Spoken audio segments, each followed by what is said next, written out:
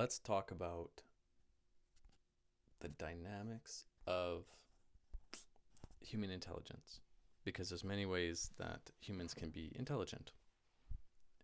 And I'm going to work within the frame of human design, which is it's an esoteric theory. And it's like working with chakras and energy and human nature. The theory is that we have multiple centers in our being, and each one of these carries a certain kind of awareness, and each one of these, some of these can have an intelligence. Okay, to me, I distinguish awareness from intelligence, because awareness is simply being aware. I have this information, right? Having information, and then intelligence is being able to process that information and being able to work with that information. So awareness, intelligence, different. I believe that there are 3 intelligence centers in the human body, and that's the mind, the solar plexus, which is for emotions, and then the spleen, which is for instincts, survival aspects, okay, and intuition, of course. But there is awareness in almost all of the centers of the being, except for the pressure centers and the throat, because to me, these are basically the inputs and the outputs. The pressure centers are the input from the world, and the throat and the sacral are output. There can be a little bit of awareness in the output, because the sacral will give you an awareness of your energy, like you'll know when you're tired and that kind of thing, and then the communication, you'll be aware of your own communication.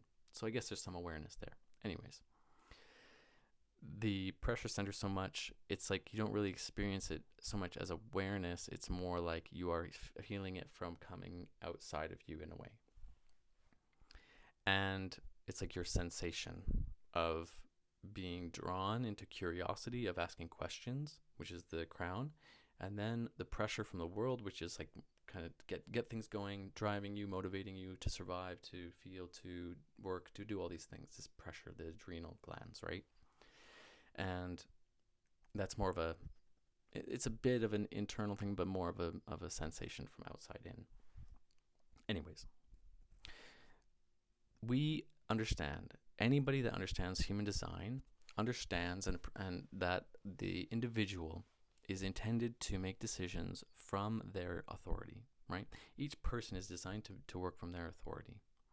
And as much as Rod tried to make that as like his thing was like every person should be their own governance. And that works to an extent. I'm going to challenge that theory in saying that we cannot live in a completely anarchistic society. We cannot all just live by our own rule and expect something to actually work from that, because that it doesn't work. It doesn't work. It's important for each of us to connect with our truth, to understand how we make our decisions and how we work individually. That's important, and that we stand by that and we respect that. But what is also important beyond that is the ability for human beings to come together and integrate those powers and those truths, those realities together. Because if we can't do that, then we cannot build a reality that is shared. Not effectively anyways. There's some organic stuff that happens, but it becomes very chaotic and not so easy to do, right? There needs to be conscious effort put into integrating people together. And so it's good that each individual has their own internal alignment, but there is so much more to know beyond that, okay?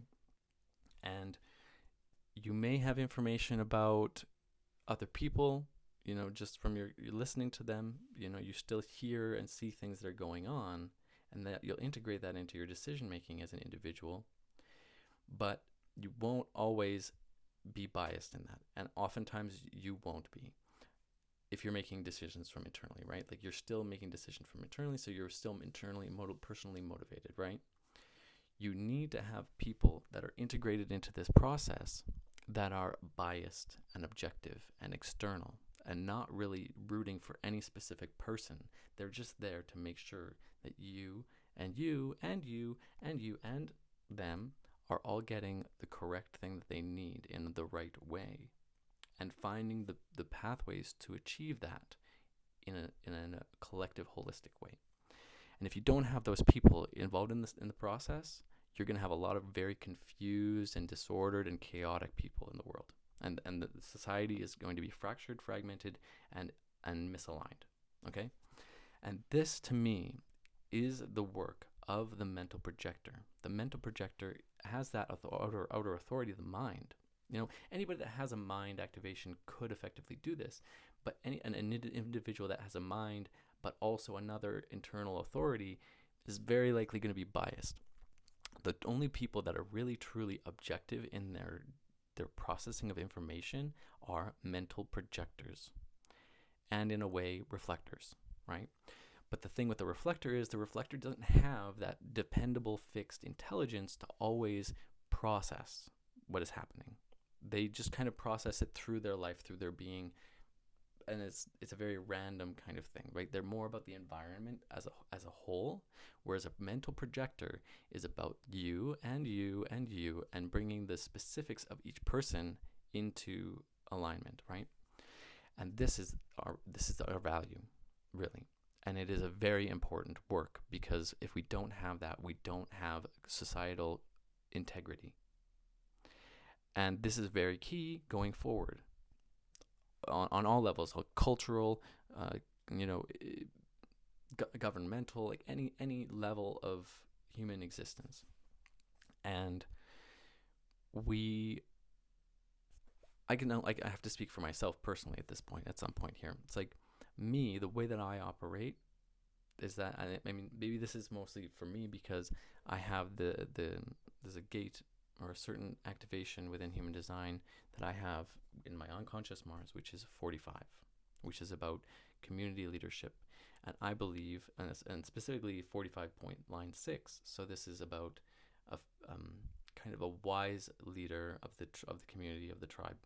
It's going beyond being that in that position and having the wisdom and doing as a sort of spiritual leader, or like a sage of some sort. Anyways, the point being is that I'm here more to help make sure that everybody is treated equally, and not just the people in the tribe. I'm expanding the tribe beyond into the collective, right?